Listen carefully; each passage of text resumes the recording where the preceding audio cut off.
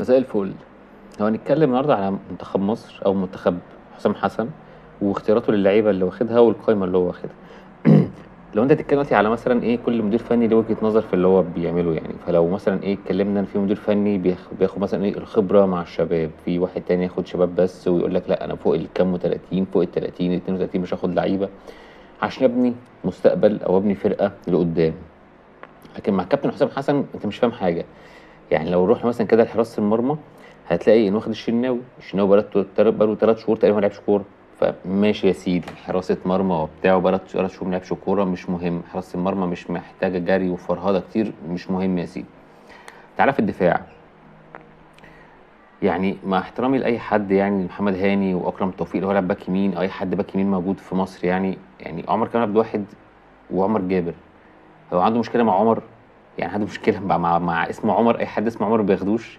يعني عمر كمال عبد الواحد اخر ماتشين 3 في الدوري الواد بيلعب حلو، وجوان واسيستات وشوط، والواد شغال حلو قوي. طيب عمر جابر بقاله الموسم ده تقريبا احسن موسم عمله من ساعه ما لعب كوره. فانت بتتكلم في 2 لعيبه ما يتاخدوش، ولعيبه جواكر، كل واحد فيهم جوكر، يعني بيلعب باك يمين وشمال وخط نص، ولعيبه خبره.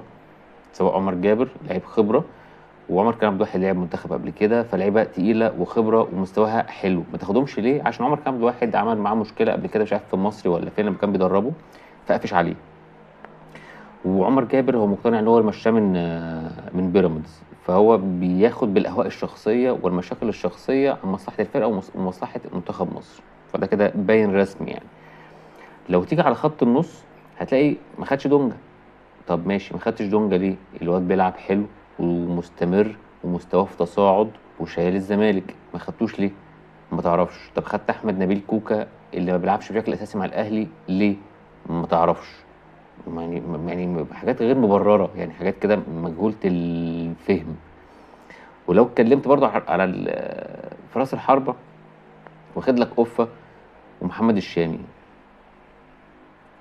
انا مش فاهم بصراحه هو بيفكر في ايه وعايز ايه وهيودينا فين، وفي الاخر يشتكي ان مفيش لعيبه في مصر ومفيش لعيبه بتعرف تلعب كوره. ما هو طب ما دام تاخد اللعيبه دي يبقى وتسيب اللعيبه دي بره، يبقى انت اكيد عندك مشكله ان في لعيبه مفيش في منتخب مصر، مفيش لعيبه ومصر مفيهاش لعيبه ومحتاجين نجيب لعيبه استيراد من بره. شكرا.